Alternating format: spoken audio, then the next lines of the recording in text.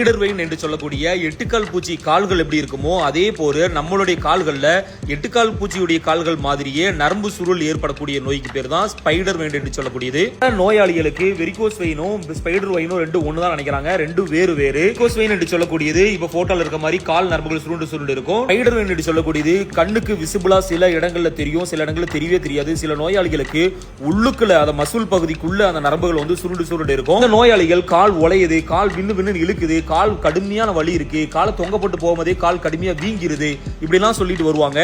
அவங்கள எக்ஸாம் பண்ணும்போது அவங்கள பரிசோதனை செஞ்சு பார்க்கும்போது தான் தெரியும் காலுக்குள்ள வந்து அந்த ஸ்பைடர் வெயின் சொல்லக்கூடிய கண்ணுக்கு தெரியாத அந்த நரம்பு சுருள்கள் அதிகமா நிரம்பி இருக்கும். அதுல ரத்த ஓட்டங்கள் இல்லாம ரெண்டு மைக்ரோ பிளட் கால்ட் என்று சொல்லக்கூடிய ரத்த கட்டிகள் உருவாகி அறுவை சிகிச்சை செய்யும் நிலைமையில தான் இருப்பாங்க. வெரிகோஸ் வெயினா இருந்தாலும் சரி, நரம்பு சுருள் என்று சொல்லக்கூடிய அந்த ஸ்பைடர் வெயினா இருந்தாலும் சரி, மிக மிக இலவான சிகிச்சையில அறுவை சிகிச்சை இல்லாமல் குணப்படுத்திட முடியும். முன்பதிவு அவசியம். ஒரு நாளைக்கு 5 நபர்களுக்கு மட்டுமே சிகிச்சை அளிக்கப்படுகிறது.